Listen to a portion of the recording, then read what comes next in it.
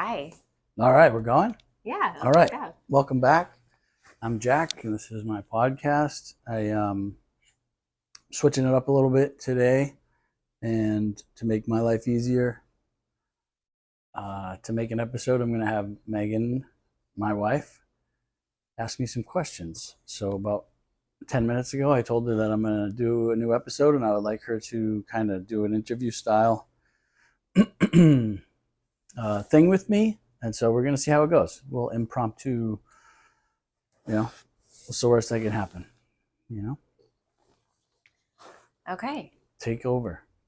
Oh, and you can't see her. I told her that she wouldn't have to be on camera with me to entice her to do it.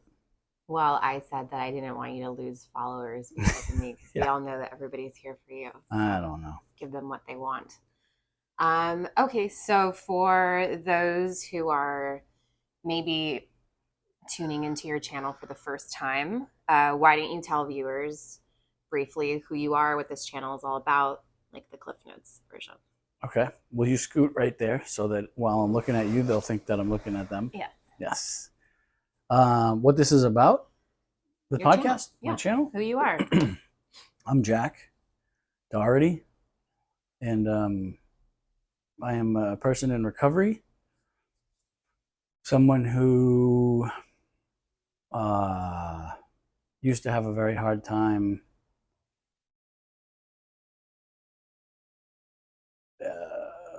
accepting who I am, or even being willing to find out who I am. And through the recovery process and getting vulnerable and trusting other men, I have accumulated 8 years clean time. I did what mostly started this was my Soft White Underbelly interview. Mark Leda runs a YouTube channel called Soft White Underbelly, and it's amazing. He's got an incredible amount of followers, and I did an interview. He interviewed me on there, which did well, and people had reached out to him asking what I was up to and how I was doing. So he suggested to me that I do this, and people closest to me, like Megan and Daniel, who I've interviewed on here, told me to go for it. So I just started making these little honest videos about how I was feeling, some of the things that I've been through, what life looks like through the lens of a insecure man. Um, yeah, so the channel is just about vulnerability and honesty, and how to find strength in that. And it's not for everybody. Some of the content's a little heavy, but I think it's doing what it's supposed to do, and I think the right people are finding it and have found it. Recently married Megan in Canada and got to meet Solo Sinner, who's one of my earliest subscribers, and I got to meet him in real life, and it was amazing. And I think that situation is what this is kind of all about. Bringing people together who may not otherwise ever contact each other or cross paths in life. And I feel like it's doing that. Is that Cliff Notey? I think that's great. Yeah. So you celebrated 8 years clean in June. June 6th. That's a big deal. What does that feel like?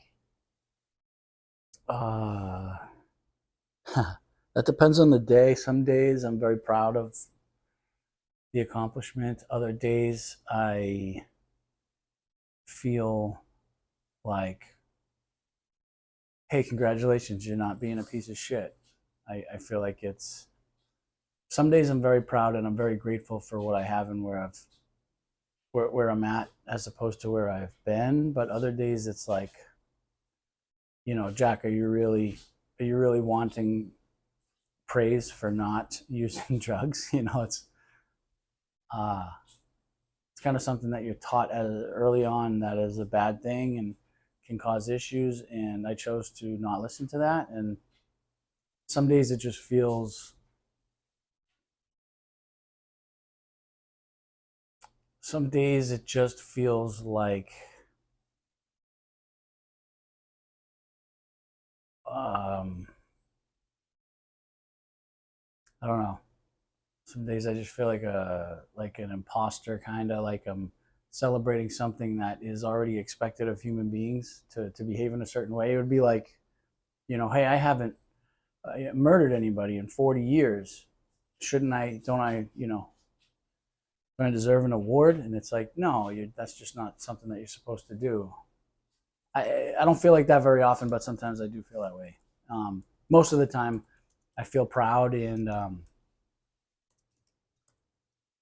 honored, mostly for the people that I've met and the miracles that I've seen inside of the rooms of the 12-step programs that I'm a part of, and the people that it's brought into my life. I wouldn't, I for sure would not have had a chance to go on a date with my wife if I was not, in recovery, working a program. But yeah, that's most of the time I'm very proud and grateful. Other days I feel silly celebrating that. Okay. What would you say, or tell us about like the differences in struggling with addiction back when you were like, let's say, less than a year clean versus like how it feels now? Okay. Early this go around, early recovery was very simple and easy. It was, you don't have a job. At the time, I wasn't in a relationship. I didn't have a son.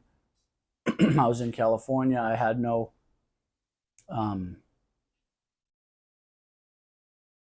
I had no like childhood friends around to impose expectations on who I'm supposed to be. So it was incredibly liberating and for me easy, because it was just wake up when we tell you to wake up, go to groups for 8 hours during the get up at 6, you start group at 7, you're done with group around 3 o'clock, go back to the house and cook dinner with the guys that you live with, and a staff member, go to a meeting that night. Everything, all electronics are off by 10 o'clock, and I just had to not use heroin. That was the only expectation of me, was to not get high, and didn't have to worry about being any place at any certain time. I had no, I had no job. I had no responsibilities except to not get high. And I mean, and that was, thankfully, that was my only obligation, because if I had anything else on my plate, I probably would not have succeeded. I lucked out with, Joey Stanley was my roommate in the detox place, and he's still one of the best friends I have, and we kind of helped each other through that. He's a military guy. He would get us through financially with snacks and phone bills and stuff until my mom could Western Union me some money, and I'd pay him back, and I'd take care of us for a few weeks, and then he'd get his money from the, not enough, but he would get what little money the government gave him for serving the country and getting injured and stuff. And we kind of took care of each other and formed a brotherhood. And today my recovery is much more complicated. I was going to at least one meeting every day back then, and doing groups, all throughout the day. I was able to do step work alone and with other men, like me, Joey, and this guy Keeson would go into the laundry room and close the door and just do step work. Even if we weren't on the same steps, we would just bring the the flat book of Narcotics Anonymous in there, and we would just answer questions for the steps. And I had the luxury of spending my time in that manner. And today it is not like that. I have a We have a 6-year-old son. He goes to school, holding down a job. I could, while also trying to go to the gym and also trying to get to the beach so that I keep a tan because that matters to me. I can find a lot of excuses to let my program take a back seat, and the recovery thing,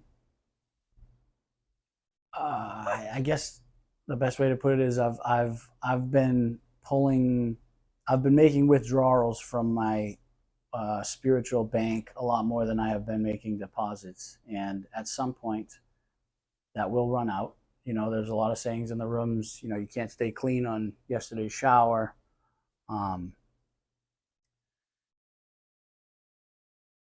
I just need to do better. It's a little more complicated now to make it to a meeting a day. Although people with more clean time than me, with bigger families than me, with that work more hours than I ever have, find time to do it. It's just really what you're willing to do. And recently I have not been as willing to put time into my recovery as I once had been. When the pain gets great enough, I will. When I'm uncomfortable enough, or when I start to recognize that my brain is working in like old in old patterns, which makes me think of so the other day this is not a so the other day, I hope Megan's okay with me talking about this, but we'll find out. The other day, Megan went and worked out in the morning, and she goes to this class, and it's run by a guy, and for whatever reason, when she left, she called me and told me about the class, and I found myself jealous that some guy was there working out with my wife, and that's not typically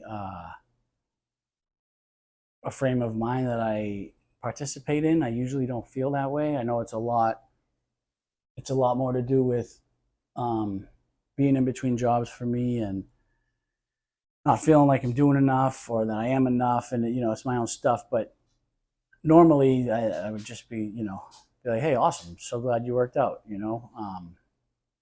But this morning made me, that morning made me just feel I guess jealous or like insecure, and I'm just putting those two things together as this is happening. But it probably has to do with my spiritual health. I've been trying to convince myself that like church is enough, which that's not fair to say, because in my opinion and in all reality, Jesus is enough.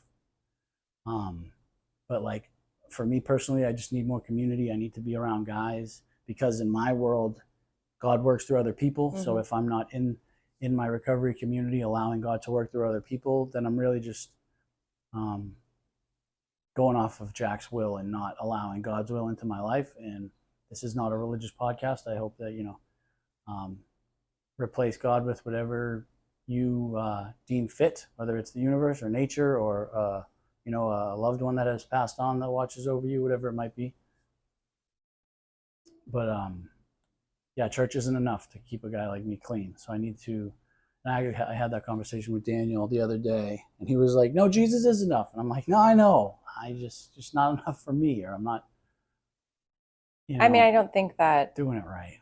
I don't think I don't think it's a judgment of like you're doing something right or wrong. I think having an awareness that there are multiple things. If you think of like sobriety as like a pie chart, you know what I mean? And like maybe God and, Jesus and spirituality take up, I don't know, I'm making a number up, 60%. The other 40% you can divide between, the program, physical health, right? Because that all kind of ties into it. Meditating. Yeah. What do you think is So we live across the street from a meeting. Yeah. If you wanted to go, you could go any day of the week. Yeah. What do you feel is holding you back from going? Just isolating, Okay. not feeling worthy. Just, I mean, just I But mean, I don't can know. I ask, like, I want to unpack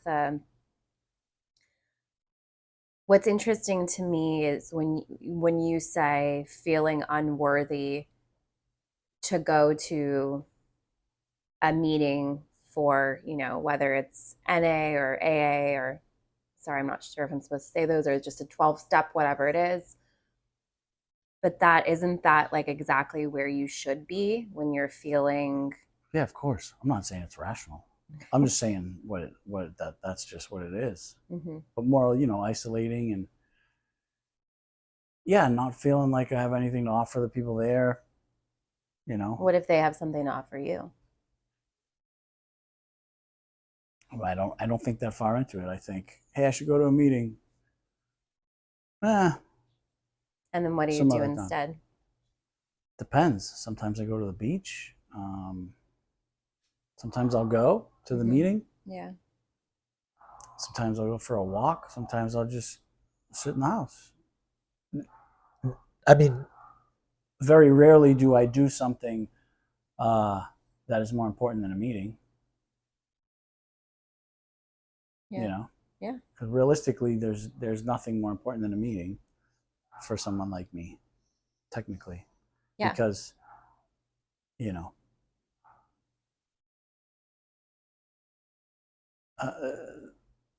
meetings are meetings are not the program, but the program is inside of the meetings, and the program is what has given me my life back. And I don't stay in gratitude for that enough. If I did, I'd go to a lot more meetings. But I mean, even when they asked me to share at that Sunday meeting, I really didn't want. Or when was it? A Wednesday or Thursday night? That last time when I went and shared. I thought it was a Sunday morning. Was not the one that I already did. Not that I got asked to do that I haven't done yet. Yeah, I thought it was a Sunday morning. I think it was a Wednesday night. Maybe. It was at 7:30 p.m. for sure. So it was during the week. But like even doing that, there was probably 150 people there, and it was just I wasn't very confident in what I had to bring to the table. But I mean, I went. I said I would. I made I made a commitment. I went, and it went well, I think. But yeah, I think I don't know. My brain will tell me all sorts of things, just like the other morning. Yeah.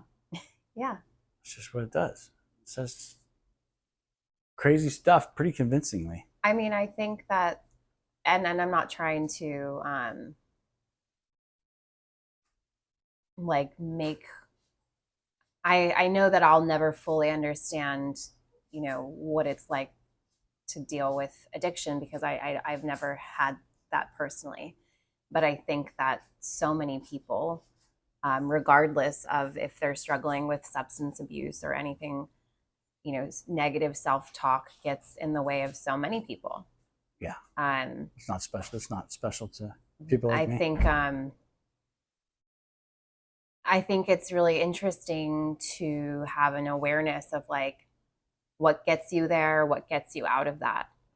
So for people and being somebody who does struggle with, negative self-talk, like, do you feel like you have the tools to get out of it, but you're just not utilizing them? Or do you feel like you don't know necessarily what to do, or maybe you're not aware that you're in that place of being like negative? The tools to get out of what? Like that negative self-talk space. Yeah, go to a meeting. Okay. It's like the only answer. That's just what we do. That's what we do. We go to a meeting, and if it doesn't work, you go to another meeting. And I mean, it's as simple as it gets. That's it. Just go to a meeting. I mean, it sounds simple. I could go to a meeting on Zoom right now. I know you could. It sounds very simple. It is. But apparently it's simple. It's not easy. Guess, yeah. Okay, that's good. Yeah. There is a difference. Yeah. Yeah. Two very different things. Yeah. I mean, it's the same with a lot of different areas of Does it spirituality. look weird me looking down at you? Oh, sorry. No, but my neck hurts if I sit on this and then I'm looking at you like underneath it. Oh. That's okay.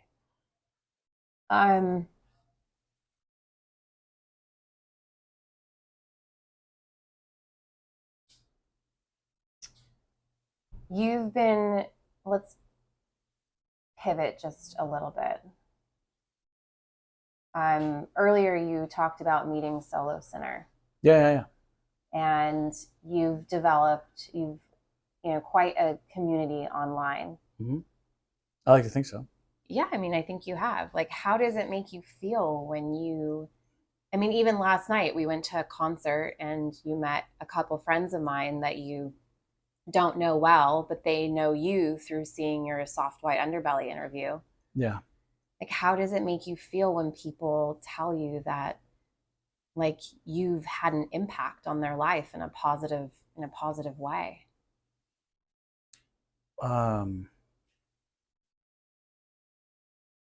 Makes me feel so like with your friend last night, it made me feel validated. You know, it made me feel I mean, kind of important in some weird way. Also made me kind of embarrassed knowing that they know all the stuff, you know.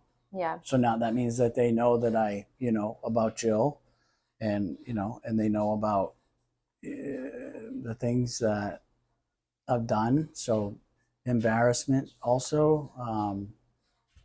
Feel a little bit of pride. I felt a little curiosity, like what is she doing watching that stuff? You know what I mean? Because Yeah. like it's not really dinner time viewing. Yeah. You know.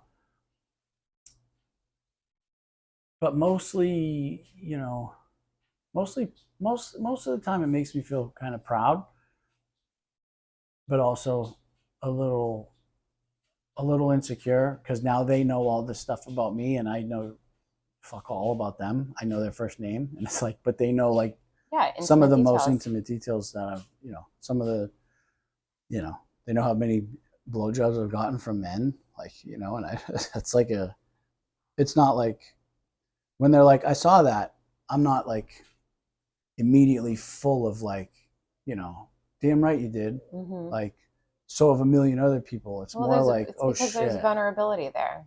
Yeah, it wasn't. Right, but like vulnerability, I mean, it's what connects us together. Yeah. Vulnerability is, I mean, we met on Hinge. Yeah. And do you remember what your voice note said? What your like prompt? I mean, no, I chat GPT'd it and I just read what it wasn't said. Even around that. No, something about you talked about vulnerability. Yeah. Well, because you were like, what do you want? And I didn't know, so I was like, hey, No, it was a prompt. I didn't ask you. It was like the feature was like. Oh, I don't remember. No, I don't remember. The prompt was the only thing I ask is, and then whoever the user is and then fills in the blank, and you said something along the lines of, the only thing I ask is that you are willing to be vulnerable, because that's how people connect and learn and grow together. And I think that it takes incredible courage to be vulnerable with one person, let alone with, thousands of strangers that you don't know. And I don't know, maybe it's easier. So I think for some people it's easier to be vulnerable when you don't have a face in front of you, or it's like a stranger, you know what I mean? Yeah. But like, I think that from an observer, like that's something that I think allows people to connect so well to you, is because you are willing to be vulnerable, and it allows other people to feel safe and comfortable to be vulnerable as well.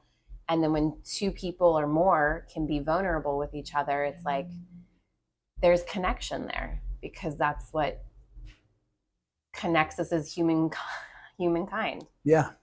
yeah, I think, I mean, Julius is it's exactly what I hoped for. Yeah. I don't, do I think I'll meet everyone that ever subscribes to my channel? No, but like, if I meet 1% of them, that would be really I cool. mean, I can't wait to meet Belfast Dave. Let's go to Ireland. Yeah, yeah. There's lots of people that, Brian M. and Yeah. Jesse Tillman and Hmm. Rachel in the United Kingdom. I mean, there's Lorna, who I don't remember where she's at, but there's all sorts of people that I would love to meet. Um, You've done a really great job forming this community. But I would say that one of the things that you just talked about, and one of the things that you and I have had conversations about, is like I get the isolating thing because I do the same thing uh, when I'm feeling down. I isolate. Like I just can't deal with outside things. mm-hmm. But I think community is really important. And, you talked about, not having so much of a community here. And like, I think that that's just something, I don't know if there's necessarily a question here or if it's just like whether your community is online or you start going to meetings or you start playing softball more. I think if you make it a priority, it will be there. I'm not saying that you're not making it a priority. I just think that I would love to support you in, obviously, you being sober benefits me. Yeah. Clean, excuse me. That's an AA term. We use NA terms here. Clean. Yeah. Versus sober. Got it. Okay. It's just all encompassing. So let's talk about, obviously I'm a normie, right? That's what you guys call me. Yep. I'm a normie and you're clean. Yeah. What piece of advice would you give to people who are like indirectly being affected with addiction, whether it's like a partner, or a family member or a friend? If a loved one of theirs is going through either addiction or trying to become clean, what's some advice that you would give to them?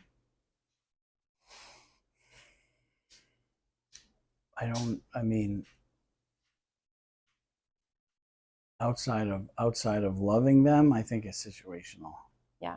Yeah, because if you have a spouse who is in active addiction and you maybe have a child at home, or even if you don't, my advice to that person would be to get distance, and love them from somewhere else, mm-hmm. because they are just, when I use them, just such a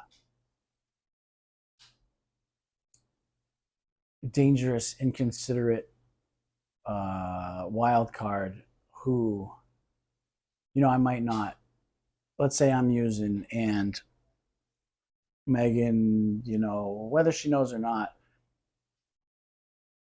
like, and I say, hey, can I borrow your car?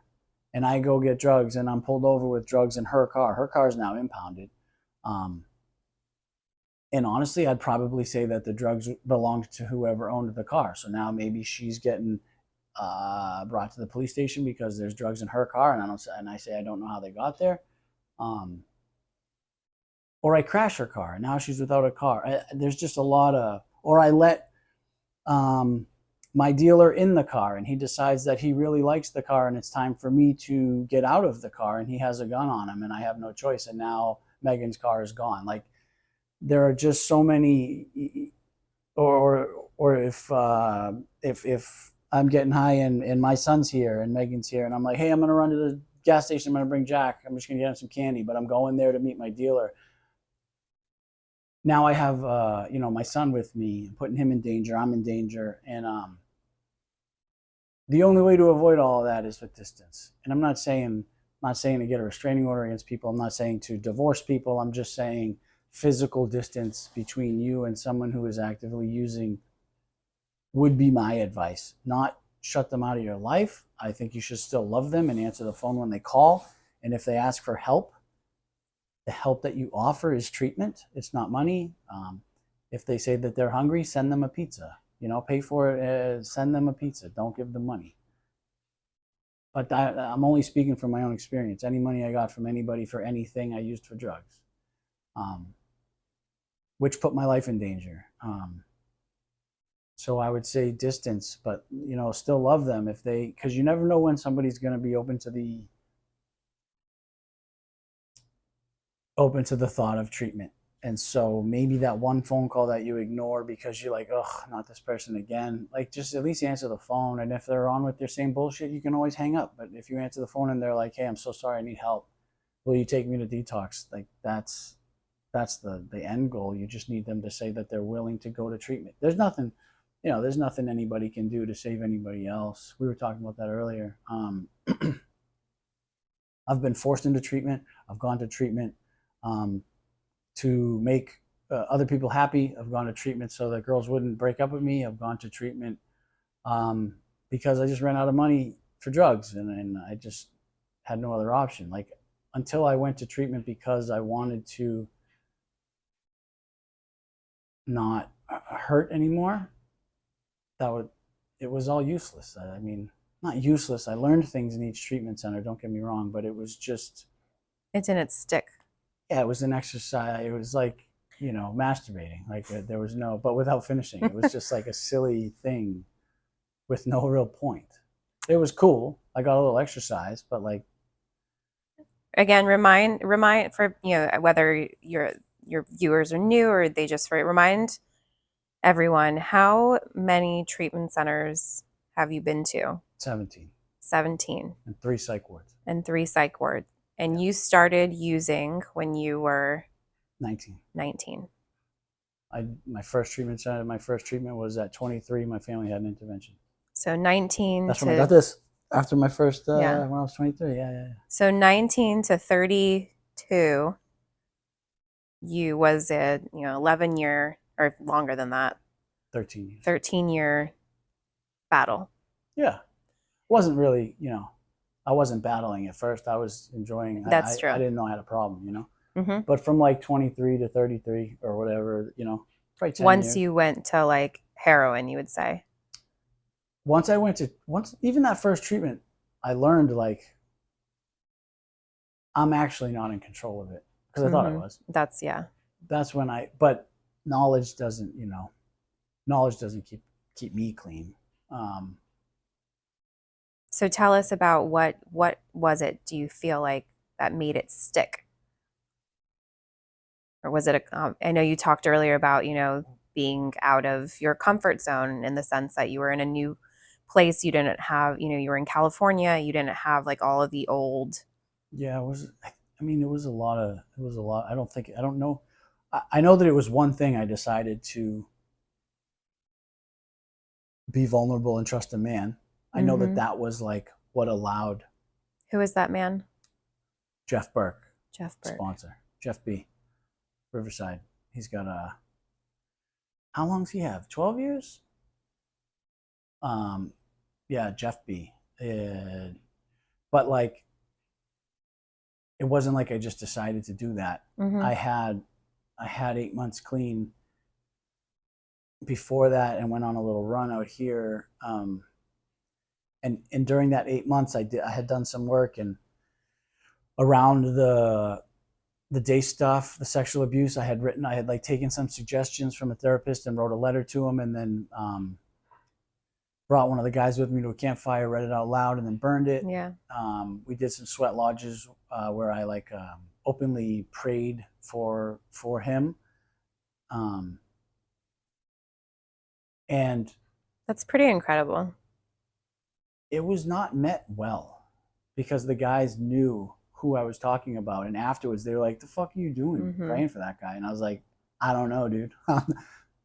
That my therapist told me that I should try it. And I'm willing to do anything. And they were like, I don't know, man. It just makes me feel some sort of way. And I was like, yeah, imagine how it makes me feel. Like, I don't want to be praying, But it was like. Did it help you? Not immediately. Not immediately. No, it felt very strange. And it felt like I was betraying myself and like,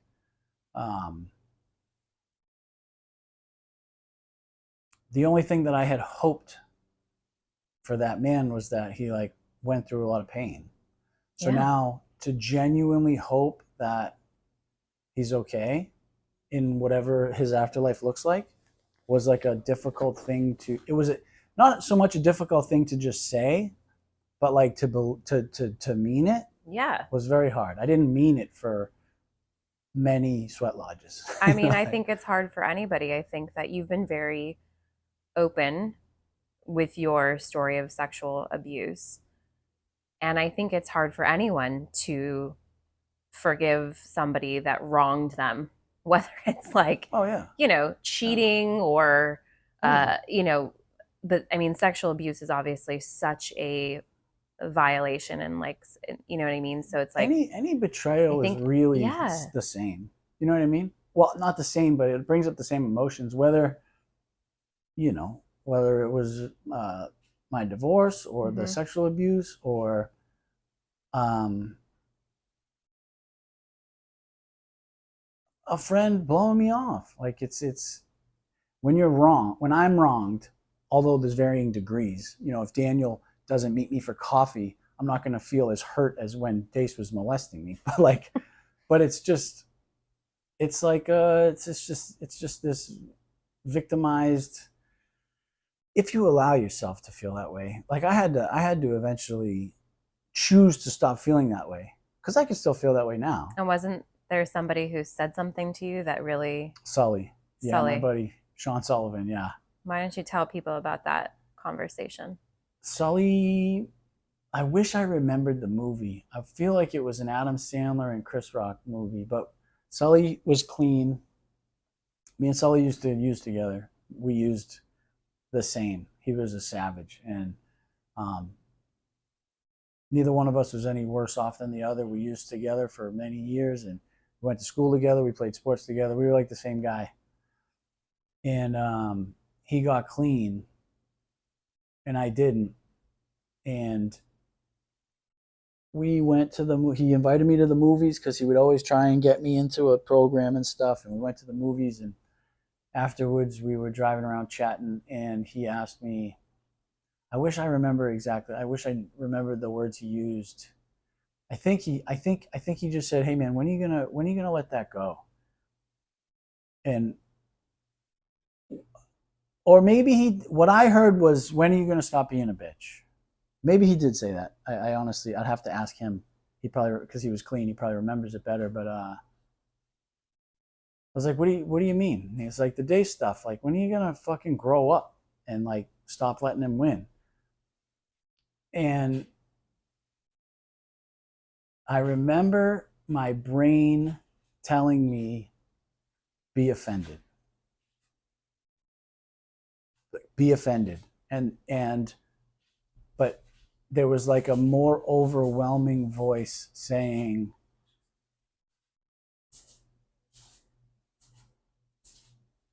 the amount of strength that it took for Sully to say that, don't blow that off, don't play that card. He's like really trying right now, and he's probably more uncomfortable than you are. So like, give the kid a fucking break.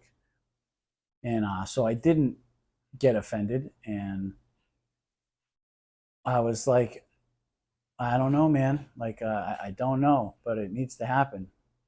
And I couldn't tell you where the conversation went from there, but inevitably, not that night, but a night soon thereafter, Sully got me into a detox in Danvers, Massachusetts.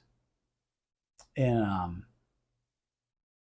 I had drugs on me that he didn't know about, and I overdosed in the bathroom. He found me. I had locked the door behind me, so he had to go get a custodian to break the door down. And but he saved my life. And when I came to on a stretcher, he made me promise him that I would do 90 days of treatment. And so I ended up going to the Phoenix. He got me into the Phoenix House from there, and the Phoenix House offered me 90 days of treatment in California, and that's how I ended up in California. But yeah, I always looked up to Sully. He's a great man. He's got a couple kids now. He's still back in Massachusetts. Hopefully someday he sees this. I doubt he watches it, but he's Sully's a great guy. When was the last time you talked to him? Wasn't I that talked to him long, just a couple right? years ago. Yeah, either last year we talked Was on it the phone. after Soft White Underbelly? Maybe. Yeah, he saw it. Yeah. He saw that, and he had left me a voicemail. I called him back, and it was actually the first time. It was strange. It was the first time that I've ever heard him get emotional. I've never really heard him.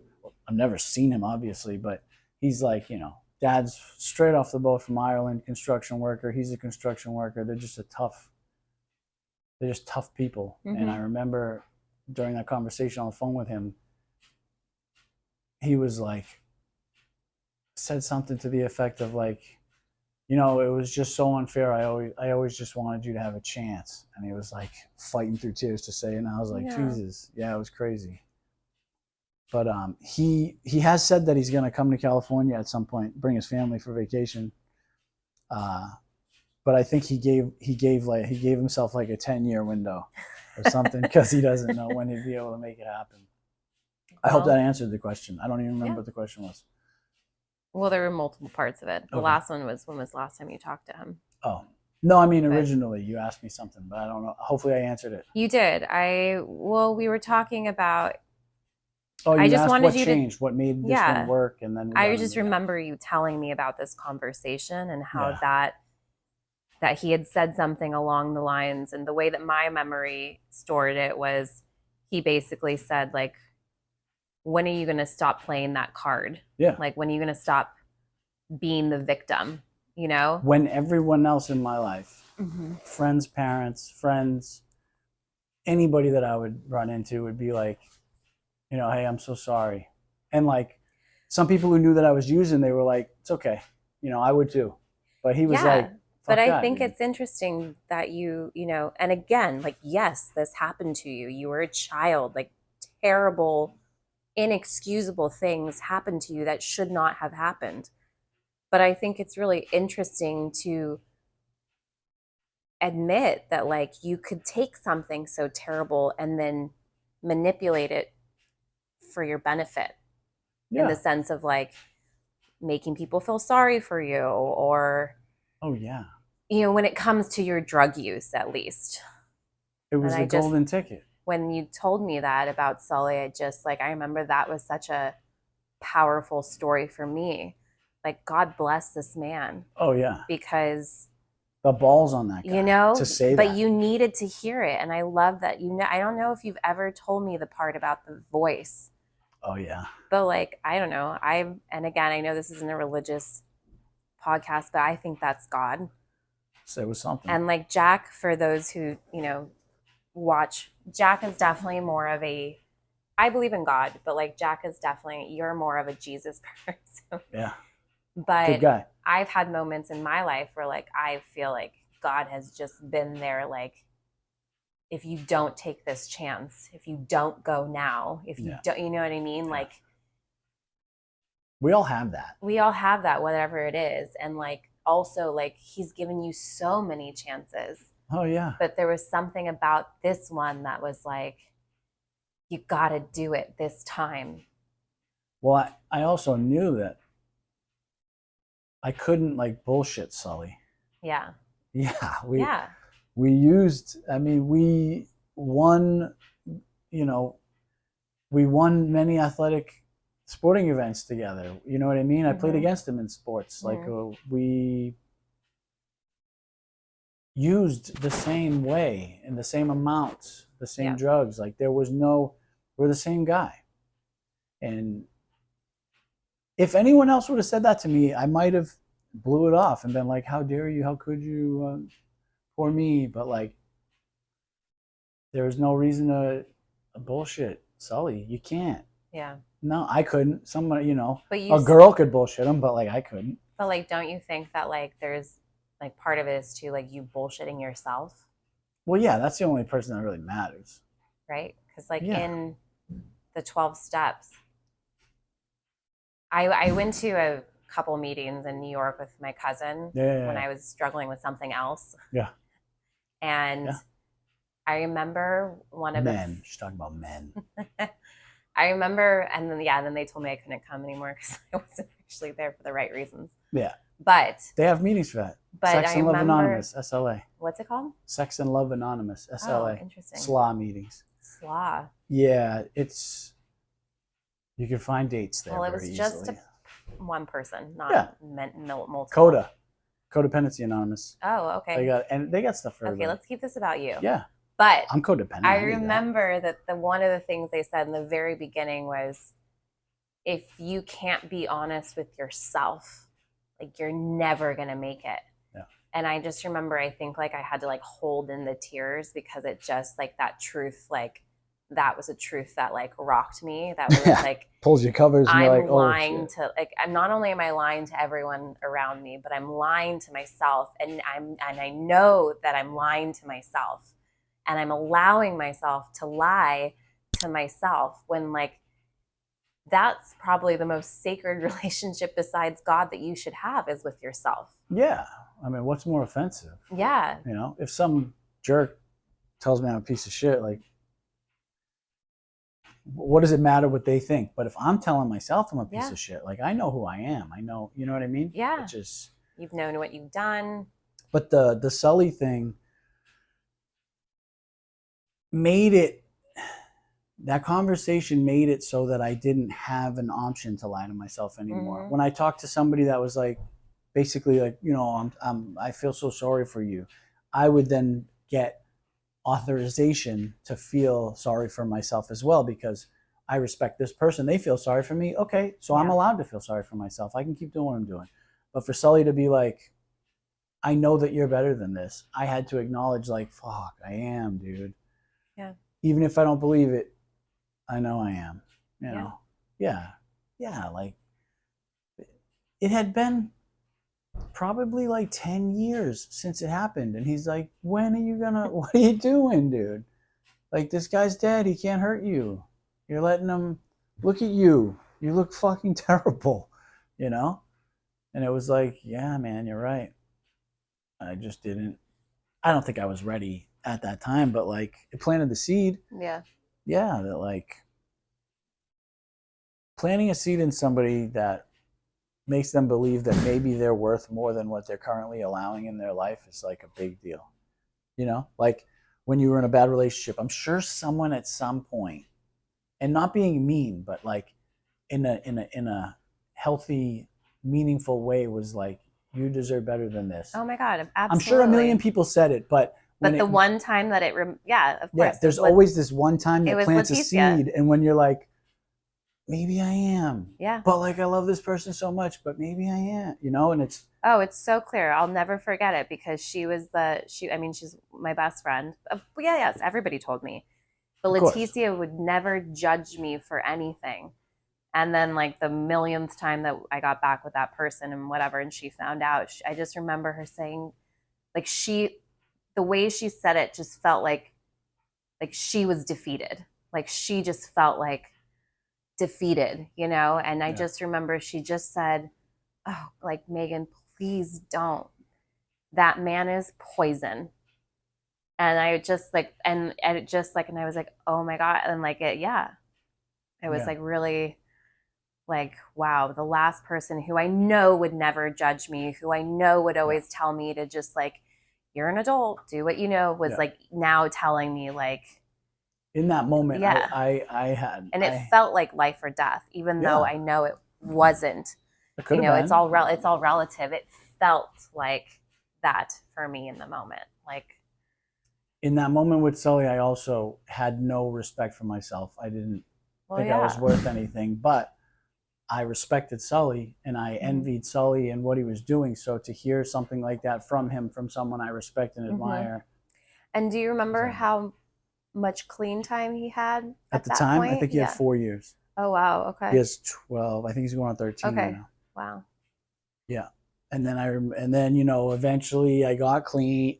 You know, I went to treatment and got a little clean and, you know, put together like a month or two, and I was going to meetings with Sully Mhm. and it was great. And I remember going, that was the first time I actually think I saw him. He didn't cry, but he got a little emotional because when I finally met him at a meeting, he was like, you know, I've been saving a seat for you for the last 4 years. And I was like, so that I didn't get Yeah. emotional, I was like, shut the fuck up, Sully. You know what I mean? But like, That's a crazy thing to hear, Yeah. that someone's been saving a seat for you for 4 years. Like, you know what I mean? Yeah.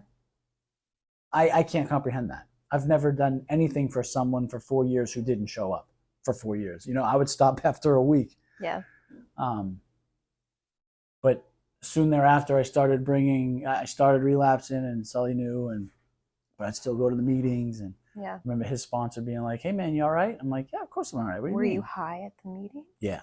Oh wow. Oh yeah. I was getting high on the way there. I was getting high right after the meetings, and like we would all go out to get food after. And What? yeah. Yeah, and then I started bringing Jill to the meetings. Yeah. And I remember Sully telling me like, "Hey man, that girl's gonna kill you. Girl's gonna fucking take you out. That girl's gonna be the death of you." I'm like, "Nah," and I was high. You know what I Yeah. mean? At first I wasn't.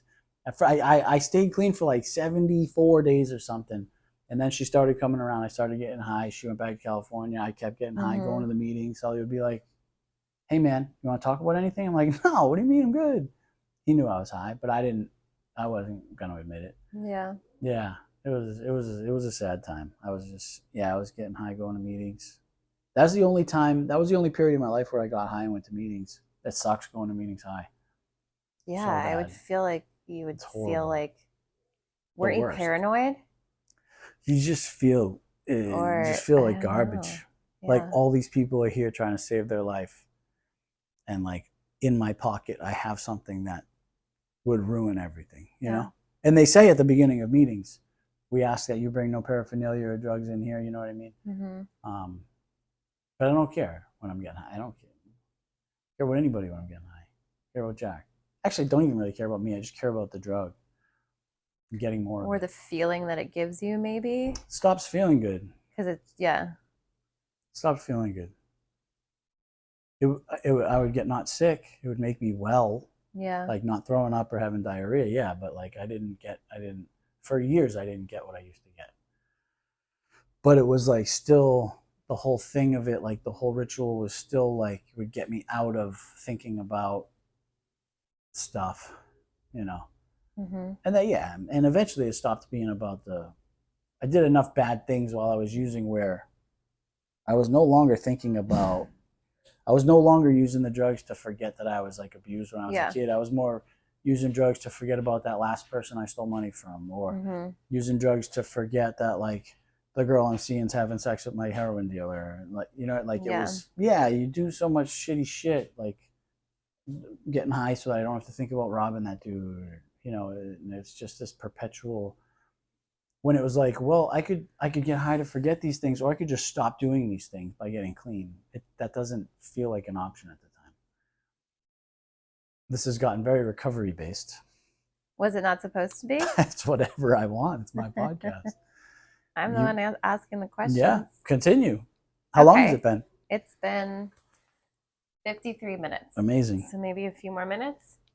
Depends on what you ask. We want to pivot a little bit from recovery, but like, okay, so so obviously we know that everyone, including you still deal with negative self-talk. Yeah. Do you struggle with like self-pity still?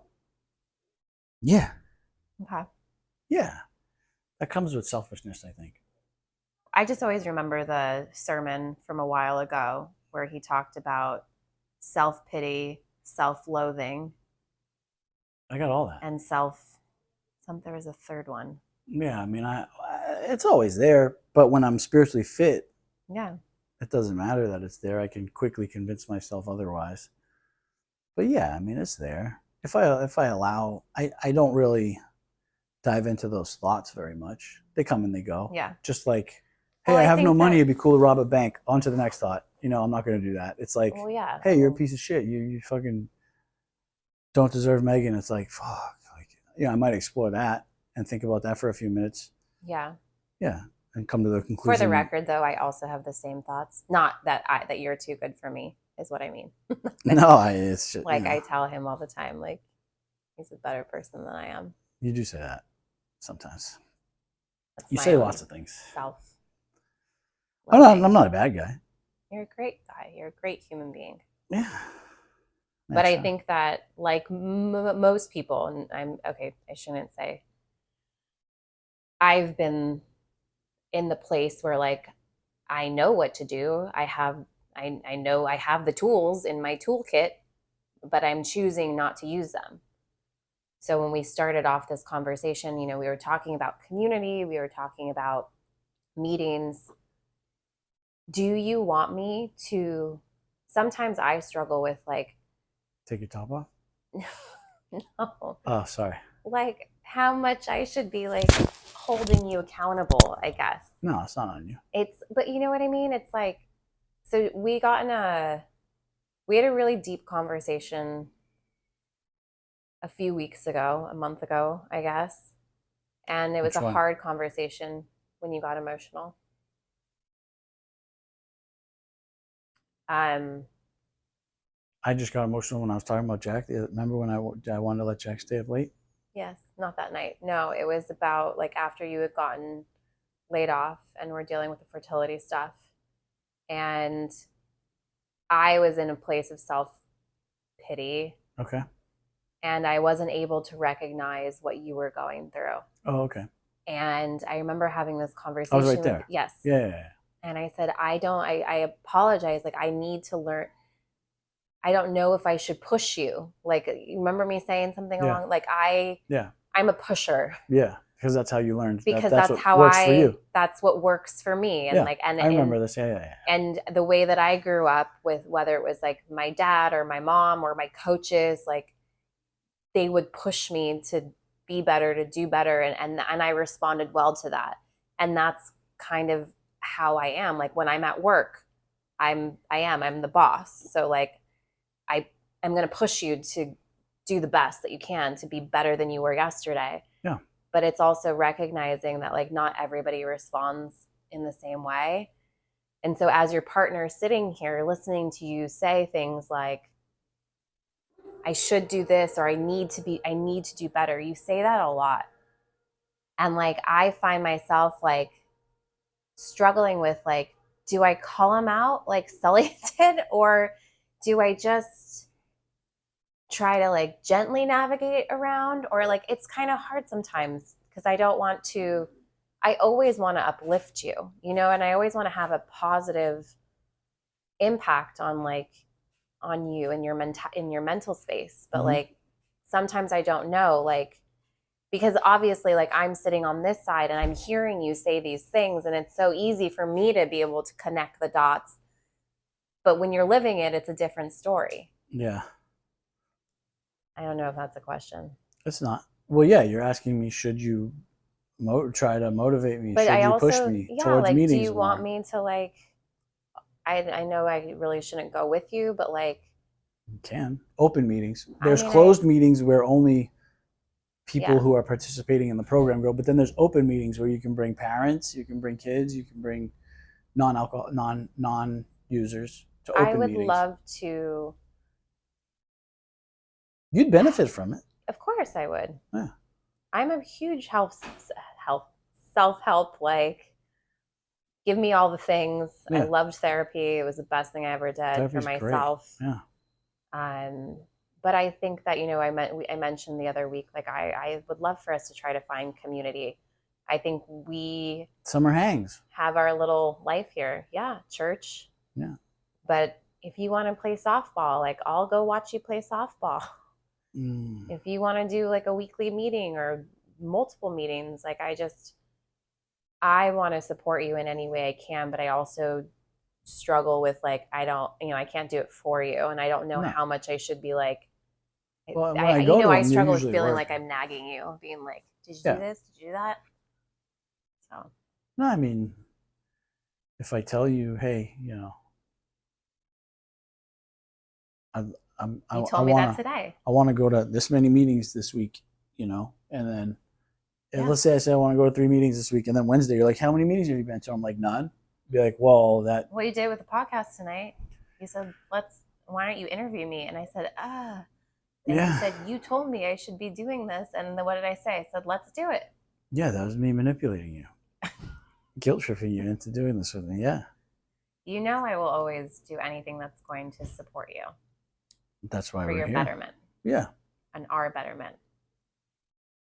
I think this podcast is great for you and for us and for your community. And I think that you touch so many people in a positive way. And I think that I'm so fortunate that I get to call you my husband, and like that I get to, like, I know you, and like my friends know you now and they love you, and my family has the privilege of like knowing you, and your community, not they do, they're getting to know you and they do know you, but like you're real to me. Like I can, you Yeah. know, it's like it's such a, like I prayed for you, and like you're here and like you're real.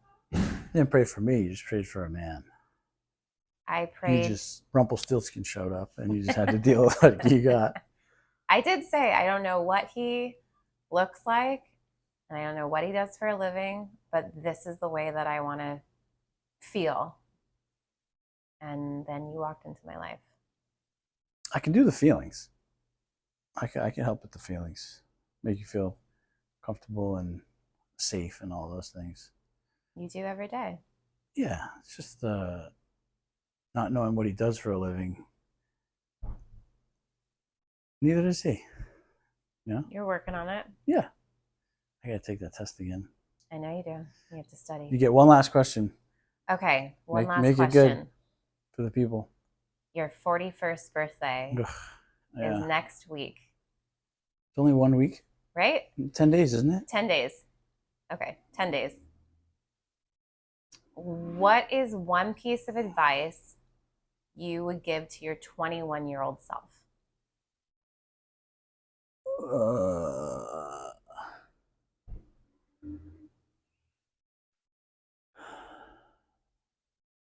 My 21-year-old self wouldn't listen. He wouldn't listen. Irrelevant. I would, my 21-year-old self, I would try to convince him to forgive himself and like and just like be, you know, be kinder to the little boy inside of him. Yeah. That would be the only, I mean, if I told him anything else, he'd be like, who the fuck are you? But like if I hit him on that level, he'd be like, oh shit. I think that's a great piece of advice. Yeah. I'd also tell him that he's not everything that he thinks he is, and to cool it a little bit. But I'd mostly tell him that to, like, you know, give himself a break. You know. Yeah. Yeah, and stop. Yeah, what I said before. Okay. I think. Well, sounds like Frank thinks this is over. Yeah. Well, thank you, Jack Doherty. You think it went okay? I think it went great. All right, we're gonna find out. Yeah, I don't know. I think it was nice. Well, I don't know if those are the questions that you intended on asking. I think we kind of. I wrote some down and then I went, you know. Yeah. Called improv. I know how to Living do improv. in the moment. I'm all about it. I used to love improv. I used to do improv in drama class. Yep. Yeah. So that concludes the interview of me tonight. We went and saw Rufus Du Sol yesterday. We didn't speak about that, but I will the next time. I appreciate you. I hope you got something out of this. I love you all, and I will see you soon. Thank you so much for being here.